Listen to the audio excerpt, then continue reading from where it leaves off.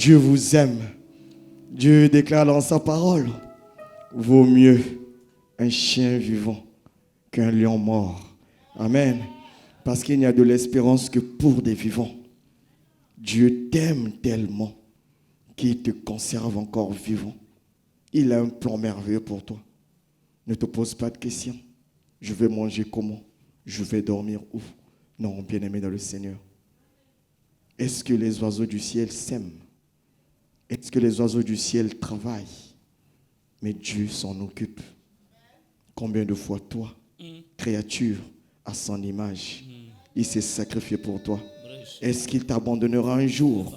Jamais, bien-aimé dans le Seigneur. Il n'y a pas à s'inquiéter. Il n'y a pas à regarder notre situation actuelle. Il n'y a pas à regarder où je vais dormir. Il n'y a pas à regarder qu'est-ce que je vais manger. Lèvons juste nos yeux. Regardons celui qui nous a créés. Regardons celui qui nous a envoyés sur cette terre. Il a la solution à toutes choses. Dieu ne fait jamais des choses au hasard. Jamais. Dieu ne fait jamais des choses au hasard. Si Dieu t'a placé vivant, si Dieu t'a placé dans ta famille, même si tu es dans une famille pauvre, bien-aimé dans le Seigneur, retiens juste une chose. Dieu ne fait jamais des choses au hasard. Jamais, jamais. Si Dieu t'a placé là, il a un projet merveilleux. Il a un projet merveilleux pour toi. Projet de paix et non de malheur. Afin d'avoir de l'avenir et de l'espérance. Dieu veut, peut-être que si tu es dans une famille pauvre, Dieu veut s'élever à travers toi. Dieu, à travers toi, veut montrer à ta famille qu'il existe. Voilà pourquoi il t'a placé dans cette famille-là, bien-aimé dans le Seigneur. Ce n'est pas au hasard. Ne te plains pas. Continue d'avoir foi en ce Dieu-là. Continue de persévérer sur cette voie, bien-aimé dans le Seigneur. Ne nous perdons pas. N'allons pas à gauche. N'allons pas à droite. Demeurons fidèles à ce Dieu-là. Et il agira. Amen. Les chantres, désolé, pouvez vous asseoir s'il vous plaît. Continuez sur cette voie, bien-aimé dans le Seigneur. Parce que mon Dieu, je sais qu'il est fidèle. Je sais qu'il nous aime tous. Dieu a déjà tracé le chemin pour nous. Dieu nous a fait beaucoup de promesses. Beaucoup de promesses. Ces promesses sont oui et amen. Dieu est fidèle, il est comme ça. Quand il dit un mot, la chose arrive. Maintenant, il reste de notre côté. Si cela ne marche pas, nous devons regarder à notre vie. N'accusons pas les oncles sorciers. Non, bien-aimé dans le Seigneur, le sorcier ne peut rien contre toi. Nous avons eu un séminaire ici. Ils te combattront, mais ne te vaincront pas. Donc, si nous avons des oncles sorciers, oui, si vous voulez, ils te combattront, oui, mais ils ne te vaincront jamais. Donc, ta situation ne dépend pas de l'oncle sorcier. Ta situation ne dépend pas de la tante que tu traites de sorcière. Non, bien-aimé dans le Seigneur. Ta situation dépend de toi. Ta relation avec Dieu. Voilà pourquoi Dieu nous dit aujourd'hui, demeurez en Christ et portez des bons fruits.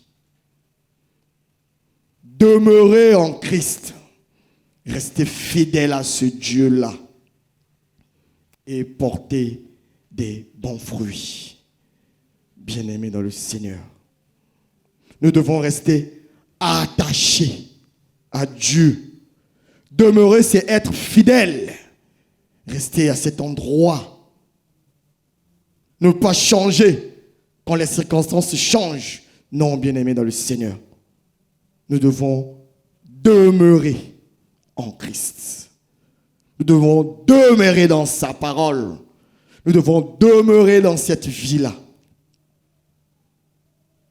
Durant la semaine, Dieu m'a parlé des relations qu'il a entre nous, lui et Dieu le Père.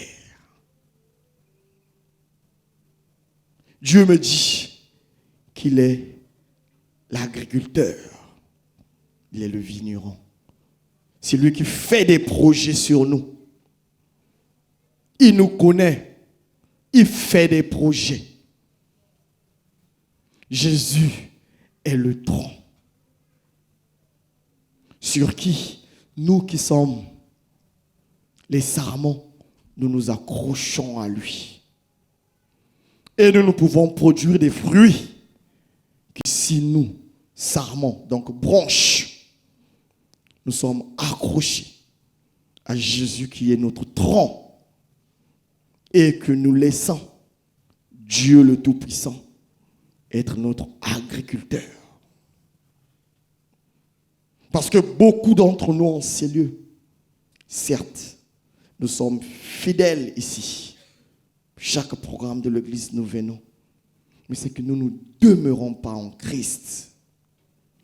Quand nous avons une situation qui nous dérange un peu, juste un tout petit peu, nous mettons Dieu en pause. Nous cherchons d'autres solutions. Nous regardons d'autres personnes. Nous sommes mes figues, mes raisins. Dieu dit qu'il n'a pas besoin des gens comme ça. Parce que lui, il est le cep. Et nous sommes le sarment. Il est ce tronc-là qui soutient les branches. Et pour que ces branches portent des fruits. Voici ce que Dieu attend de nous. Très respectueusement, vous allez vous lever s'il vous plaît. Nous allons lire dans Jean 15, à partir du verset 1. Je vais lire la parole du Seigneur. Je suis le vrai cep, et mon Père est le vigneron. Tout sarment qui est en moi et qui ne porte pas de fruits, il le retranche. Et tout sarment qui porte du fruit, il l'émonde afin qu'il porte encore plus de fruits. Demeurez en moi et je demeurerai en vous. Comme le sarment ne peut de lui-même porter du fruit, s'il ne demeure attaché au cep, ainsi, vous ne le pouvez non plus si vous ne demeurez en moi. Je suis le cep, vous êtes les sarments.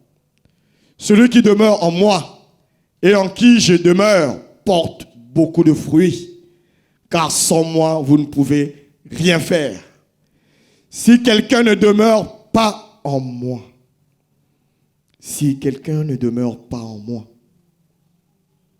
il est jeté dehors, comme le sarment, donc comme la branche.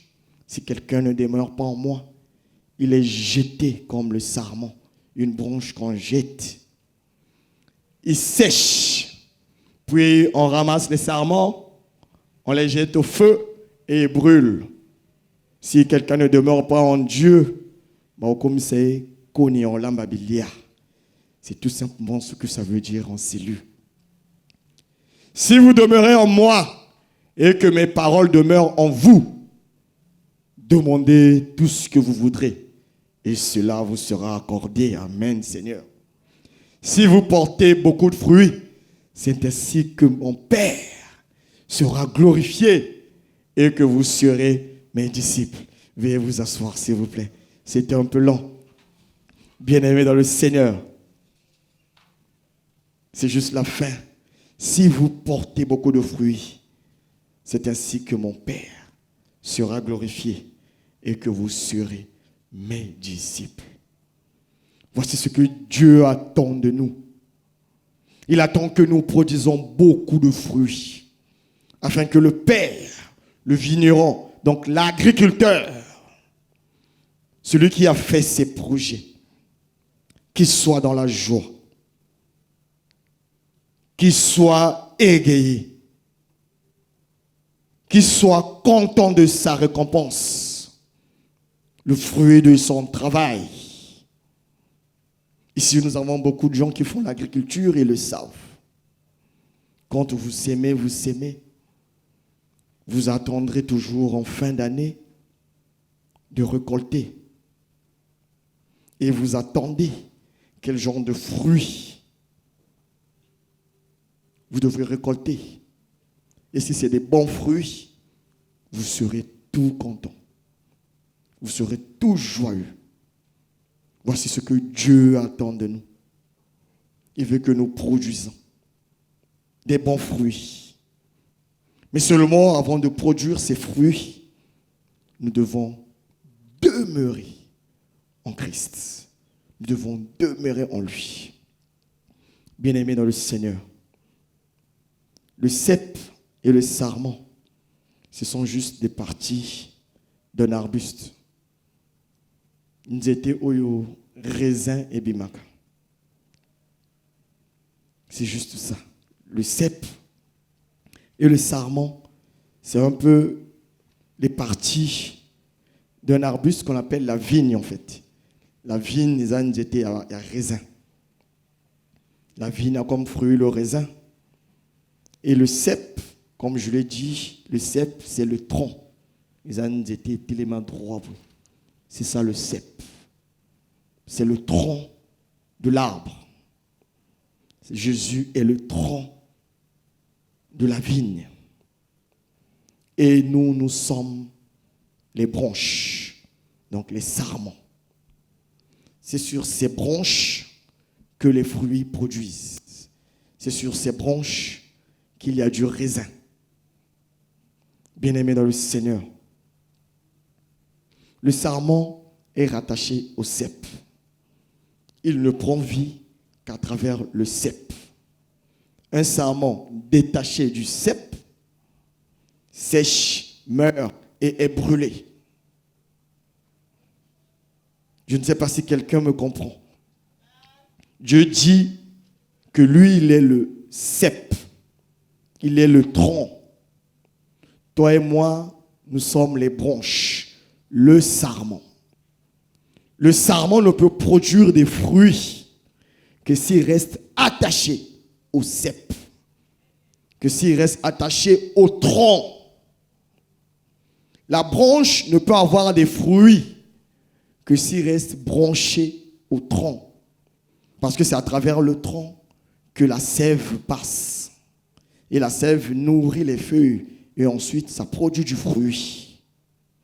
Mais seulement si toi, sarment, branche, tu es déconnecté de ce tronc, si tu es coupé de ce tronc, tu n'as plus de sève, tu n'as plus rien qui t'alimente pour que tu produises des fruits, pour que tu produises des fleurs.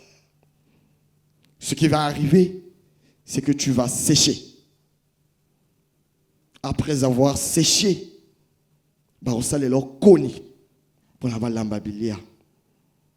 tu ne vas plus servir. Voilà pourquoi, bien-aimés dans le Seigneur, Dieu nous demande de demeurer attachés à Dieu. Nous devons rester accrochés à celui-là. Nous devons demeurer fidèles en Dieu, peu importe les circonstances qui arrivent, peu importe ce que nous rencontrons dans la vie. Bien-aimés dans le Seigneur, un homme qui cherche sa vie en dehors de Dieu, un homme qui fait ses affaires en dehors de Dieu, est un homme mort. Parce que tu vas sécher. Celui qui donne la source de vie, tu n'es plus connecté à la source de vie. Jésus est la source de vie. Il est le chemin, il est la vérité et c'est lui qui est la vie. Et il est le tronc de la vigne. Toi, tu es le sarment. Tu dois rester, tu dois t'attacher, tu dois demeurer fidèle. Qu'il vente, qu'il neige, qu'il pleuve. Tu dois faire de ton mieux, de rester accroché à ce tronc. Parce qu'il suffit juste que tu te déconnectes de ce tronc. C'est fini pour toi. Tu es perdu. Bien-aimé dans le Seigneur, une chose est de croire au Seigneur Jésus-Christ, Mais une autre aussi est de demeurer en lui. Beaucoup diront que oui, je viens à l'église tous les jours. Oui, je sers Dieu. Oui, mais demeurer en Dieu, c'est autre chose. Demeurer, c'est rester fidèle à celui-là. C'est de demeurer dans sa parole.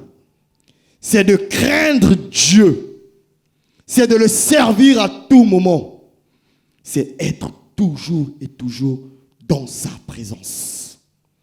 Tu es au travail, tu dois demeurer dans sa présence. Tu es à la maison, tu dois demeurer dans sa présence. Tu es au milieu de tes amis, tu dois demeurer dans sa présence. Donc tu dois demeurer en Christ. Tu dois commencer par craindre sa parole. Ta vie ne dépend plus d'un homme. Ta vie ne dépend pas de ce que tes voisins voient. Non. Ta vie dépend du cep auquel tu es accroché. Tu ne peux produire des fruits que si tu es accroché à ce Dieu-là, que si tu es accroché au tronc. Bien-aimé dans le Seigneur, même si vous êtes un habitué de l'église, même si vous êtes un habitué des programmes de l'église, même si vous êtes fidèle à la communauté, bien-aimé dans le Seigneur, Dieu nous demande de demeurer en Christ, de demeurer dans sa parole, afin que nous portons des bons fruits. Dieu dit qu'un arbre, un bon arbre, ne peut produire que des bons fruits. Et un mauvais arbre ne peut produire que des mauvais fruits. Un bon arbre ne peut jamais produire des mauvais fruits. Jésus, notre Seigneur, est un très bon arbre. Nous nous sommes accrochés en lui. Et nous, de même, nous devons produire des bons fruits, bien-aimés dans le Seigneur. Malheureusement, ce que nous voyons dans nos vies actuellement, ce que nous voyons actuellement dans nos vies, nous sommes des bons chrétiens à l'église. Quels sont les fruits que nous produisons quand nous sommes à la maison? Quelle sorte de fruits nous produisons quand nous sommes en dehors de ces lieux-ci? Parce qu'ici, tout le monde va dire qu'il produit des bons fruits. Mais demeurer en Dieu, c'est partout. C'est à la maison, au travail, à l'école, dans tous les milieux. Quel genre de fruits nous produisons? Bien-aimés dans le Seigneur, Jésus dit dans Galates, les fruits que nous devons produire, les fruits de l'esprit.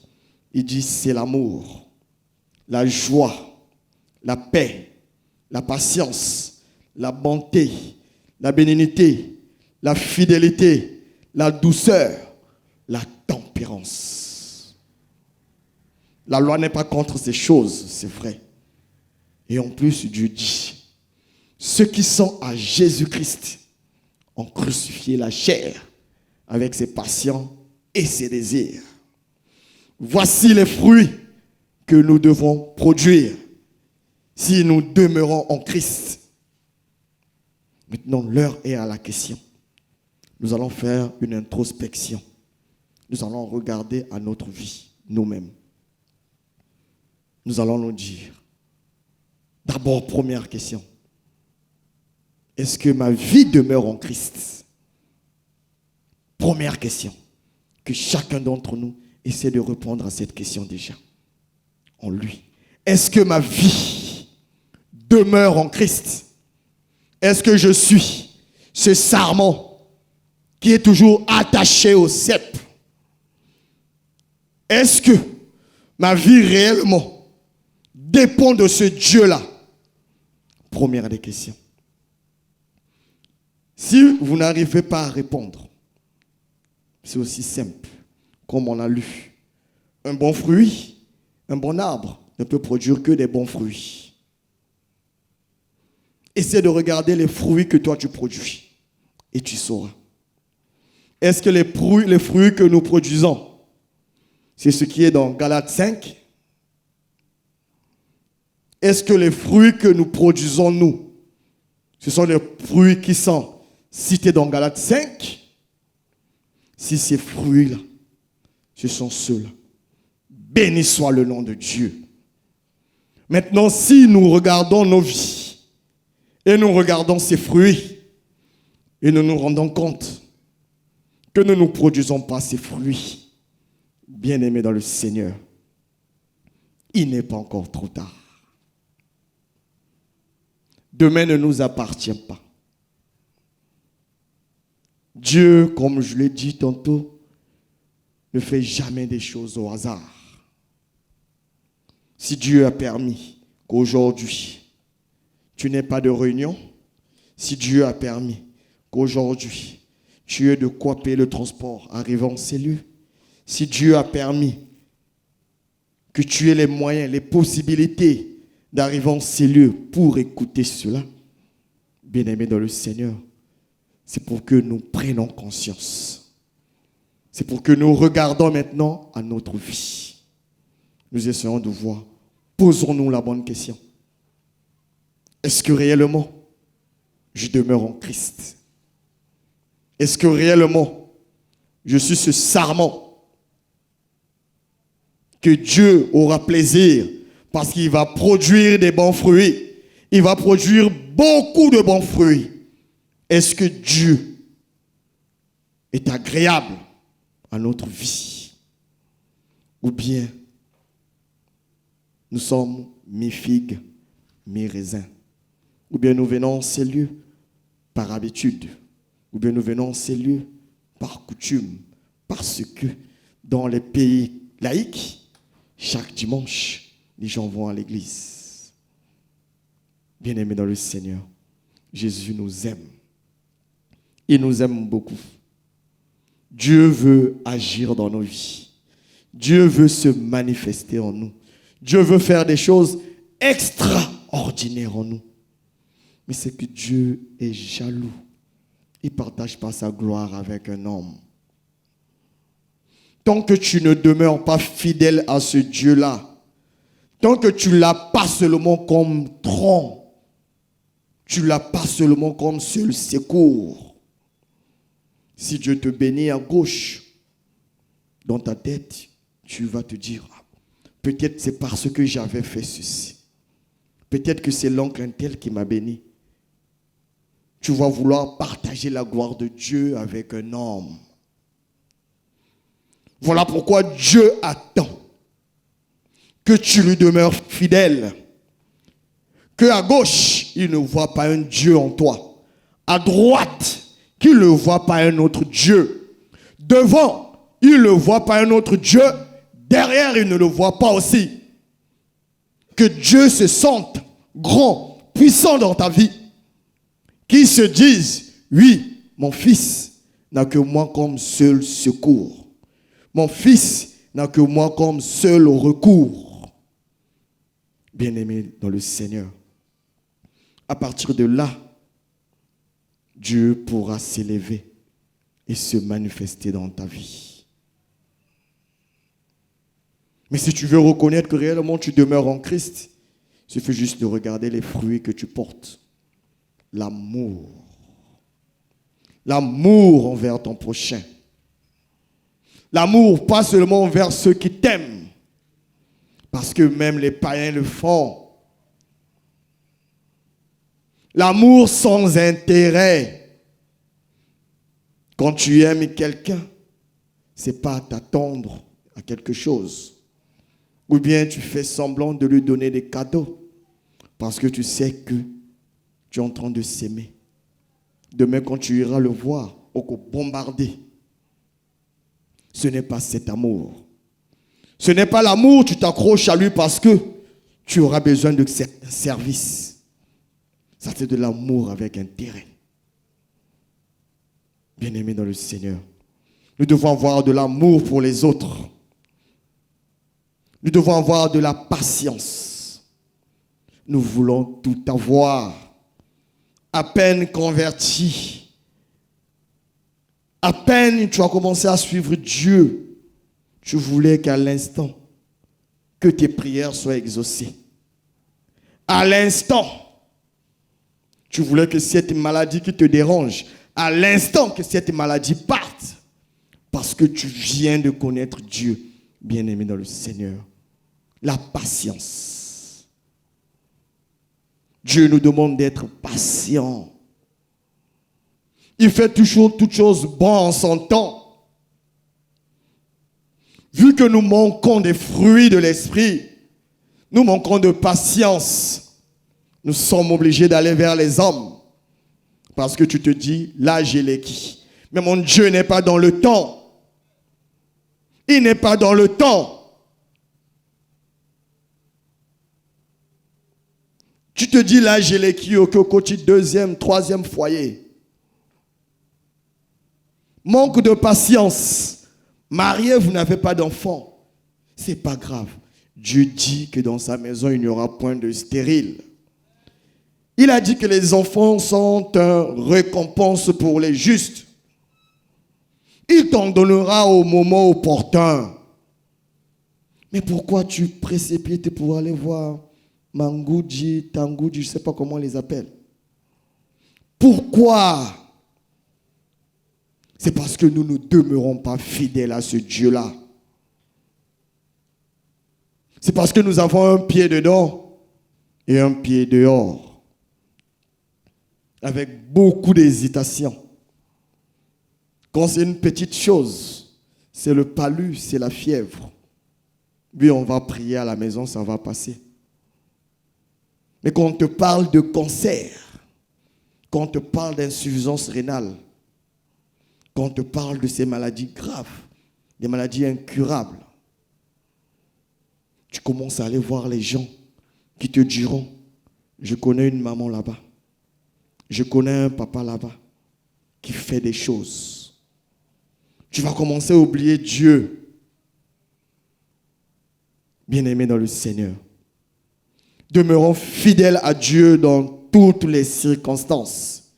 Ce Dieu-là est fidèle. Tout ce qui s'accroche en lui porte des fruits. Et ce sont des bons fruits. Mais si nous ne le produisons pas, c'est parce que nous sommes remplis de compromis. Tu veux que l'enfant fasse médecine. Au moment du concours, tu vas corrompre ceux qui corrigent. Tu veux que l'enfant soit militaire. Tu vas corrompre pendant que l'enfant va faire l'examen. Tu veux que ton enfant ait le bac. Tu vas corrompre pour que l'enfant ait le bac. Parce qu'à ce moment-là, tu mets Dieu de côté. Tu dis non, Dieu ne peut pas faire. Bien-aimé dans le Seigneur, tes plans ne sont pas des plans de Dieu. Mais retiens juste que ce sont les plans de Dieu qui se réalisent dans nos vies. Ce sont les plans de Dieu qui se réalisent. Et Dieu, comme il nous aime, il dit qu'il a formé les projets de paix et non de malheur, afin d'avoir de l'avenir et de l'espérance. Voici le projet que Dieu a pour nous. Mais quand nous allons corrompre les hommes, nous quittons le plan de Dieu. Nous quittons la mission de Dieu. Qui a dit que toi, pour réussir, il fallait que tu sois médecin? Qui a dit que pour que ton fils réussisse, il faut qu'il soit à l'école militaire? Qui a dit que pour réussir, il faut que tu aies le bac? Dieu te l'a dit. Dieu t'a mis une condition pour réussir, il faut avoir le diplôme.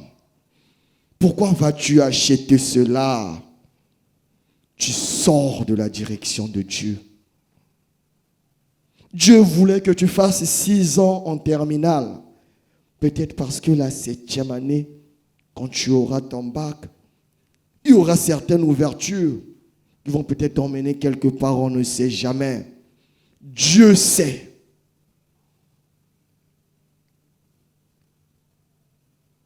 Dieu est merveilleux. Vous savez, nous avons un frère qui a peut-être fait le bac combien de fois? 6, 7 fois, je ne sais pas.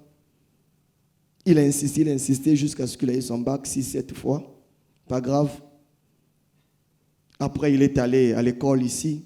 Il a fait ses 3 ans d'études pour avoir la licence. Mais je vous dis que quand lui, il a fini, il y a eu une banque qui s'est ouverte. On l'a recruté. On l'a envoyé en île Maurice. Non, en Chine. Il est allé en Chine. Il a fini. Il est rentré et il travaille automatiquement.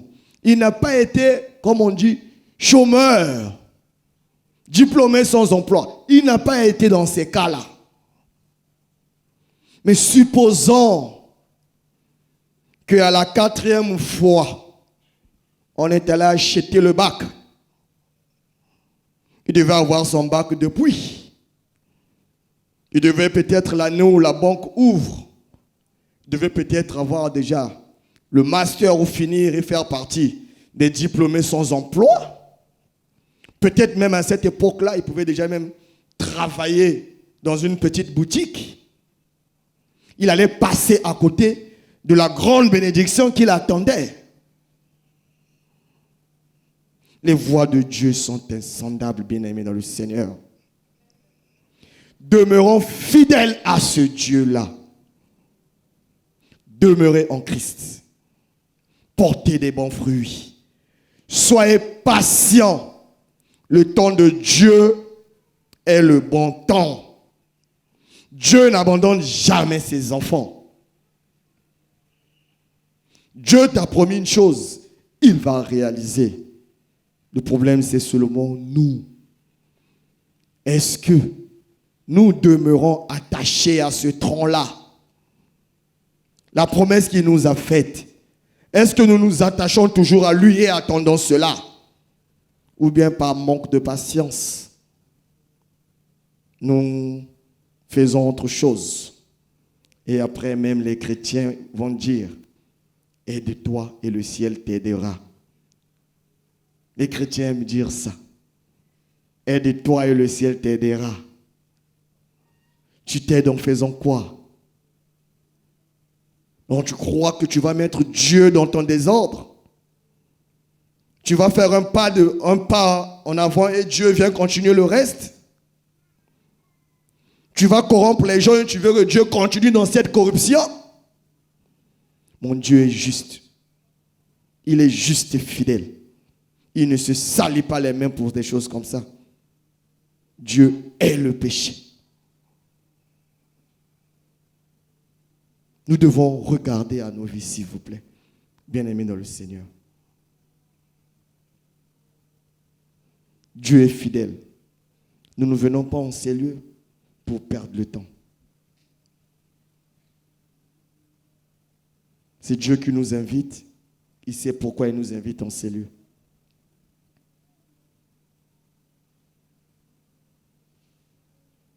Tous, nous sommes tombés sur certaines choses. Moi-même en particulier, moi-même.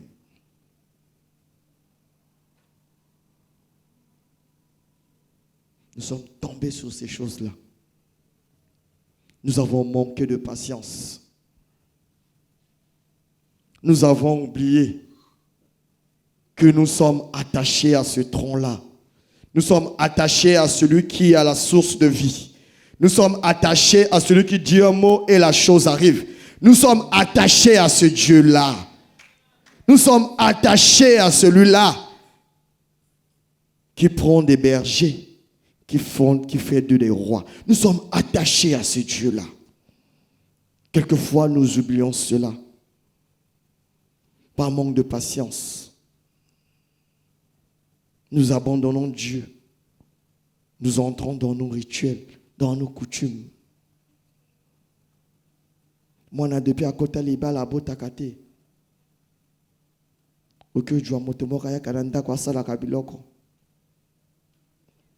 Bien-aimé dans le Seigneur.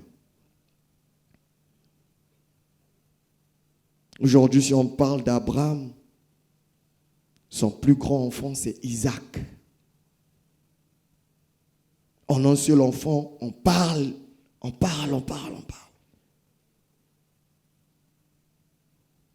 Anna a eu 7 enfants, mais on ne parle que de Samuel.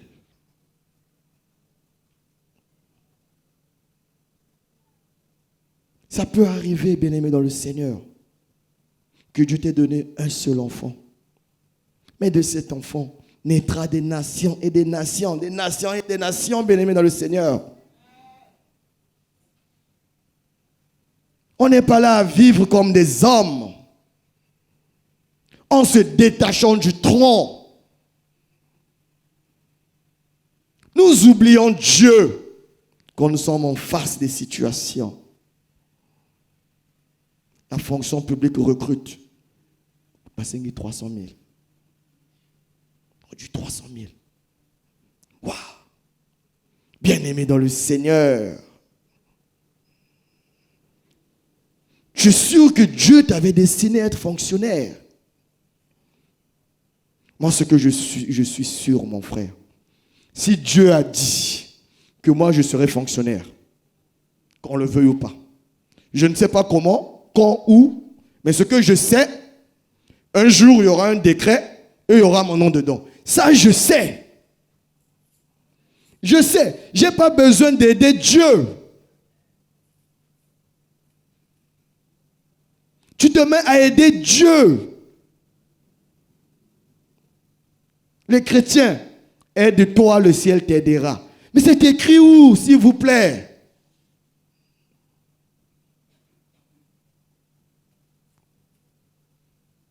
Bien-aimés dans le Seigneur, si nous continuons ainsi, nous serons comme ce sarment, coupé, séché et brûlé au feu. Parce que nous ne produirons pas des fruits.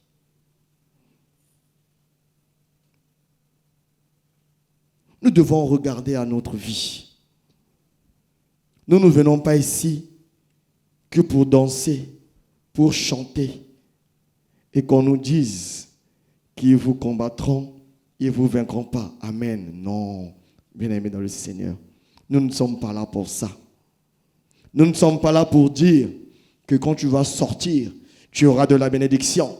Le ministre va t'appeler, le président va t'appeler. Non, bien-aimés dans le Seigneur, nous ne sommes pas là pour ça. Si vous demeurez fidèle à Dieu, si vous demeurez fidèle à ce Christ-là, si tu restes ce sarment attaché au tronc, toutes les portes te seront ouvertes. Toutes les portes te seront ouvertes.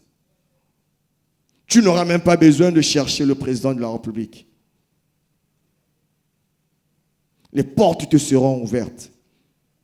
Parce que tu seras attaché. Tu seras attaché à celui-là. Qui le matin te dira, prends la gauche, ne prends pas la droite. Parce que si tu prends la droite, il y a un accident qui t'attend. Tu seras attaché à celui-là. Qui te dira aujourd'hui, ne sors pas, ne pars pas au travail. Parce que si tu pars au travail, il y aura un événement et on va tous vous licencier. Tu seras attaché à celui-là. Qui te dira, ton enfant, le garçon, non, il n'est pas censé aller être médecin. Le garçon, oui, il est censé être charpentier. On va le faire la formation de la charpenterie. Il sera un grand charpentier. Tu seras attaché à celui-là qui connaît toutes choses en avance. Celui qui sait que si tu prends la gauche, tu prends la droite et tu vas tout droit, tu vas arriver au but final. Tu seras attaché à celui-là. L'homme est limité. Mais tu seras attaché à celui-là. Quand toi tu dors, il place ses anges à tes côtés. Il te regarde. Il te regarde. Tous ceux qui viendront, laissez-le tranquille. Mon fils doit se reposer. Laissez-le tranquille. Il doit se reposer. Tu seras attaché à celui-là. Tu seras attaché à celui où quand tu arrives à l'hôpital, on te dit que non, c'est un cancer incurable. Tu seras attaché à celui qui dit, ah bon, cancer incurable, c'est quoi? C'est le foie, ok. Qui a créé l'homme? Moi-même. Donc il suffit juste que j'aille dans mon garage. Je prends le foie qui est là-bas. Je viens enlever ici. Je te le place. Tu seras attaché à celui-là. Que même l'argent, c'est rien. Bien-aimé dans le Seigneur. L'argent ne résout pas tout. Je viens de vous le dire là. Je vous dis, au CHU, son mari, tous les hauts cadres étaient là. On appelle tel médecin, on appelle tel... Tous les médecins étaient là. Parce que tous ceux qui avaient un numéro d'un médecin expert de ce pays l'a appelé ce jour-là.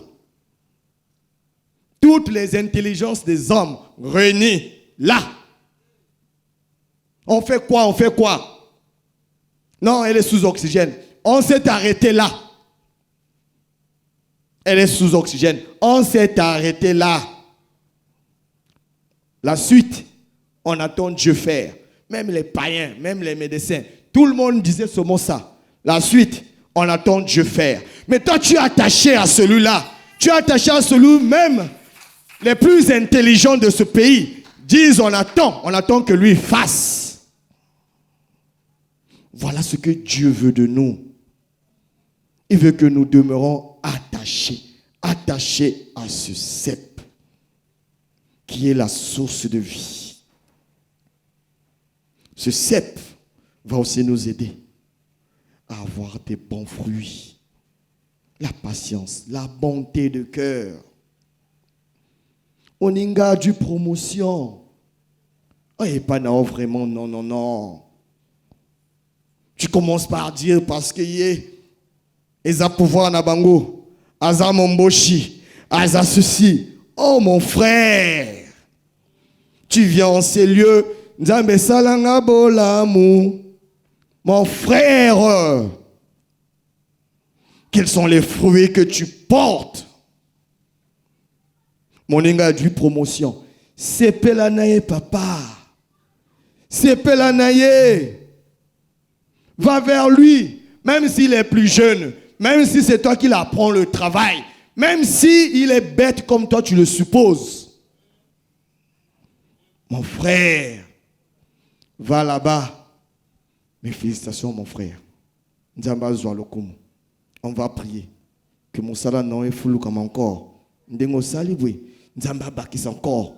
Lobo longola awa. Okoma awa. C'est mal lobo okoma. Peut-être au commune du Kolokuna, mon frère. Ben datanga dans l'ascenseur.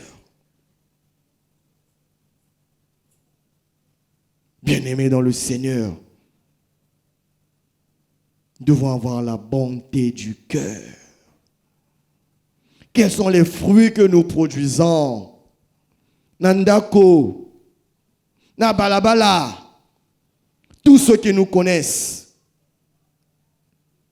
D'ailleurs même, est-ce que ceux qui nous connaissent disent que nous sommes chrétiens? Est-ce que même ceux qui te connaissent, ceux qui te fréquentent, en dehors d'ici, est-ce que réellement ils savent que tu es chrétien? Ou bien tu es le genre de personne que si on dit, ah, il n'est pas ensemble là. Ah non, ceux qui n'est pas ensemble là, donc on semble les bébés. Est-ce que tu es ce genre de personne? Est-ce que tu es le genre de personne où les païens vont dire, ce qui a quel là, dans ce qu'on a dans le kuna. Est-ce que tu es ce genre de chrétien, bien-aimé dans le Seigneur? Nous ne venons pas perdre du temps en ces lieux. Dieu nous aime. Je sais que Dieu a parlé à quelqu'un en ces lieux. Je sais que Dieu nous a tous consolés. Dieu nous a parlé. Et bien aimés dans le Seigneur, nous ne serons pas des auditeurs oublieux. Demeurons fidèles à sa parole. Dieu ne fait jamais des choses au hasard. Si Dieu aujourd'hui a insisté que nous demeurons lui, c'est parce qu'il sait. Il a vu nos vies. Il a vu nos cœurs.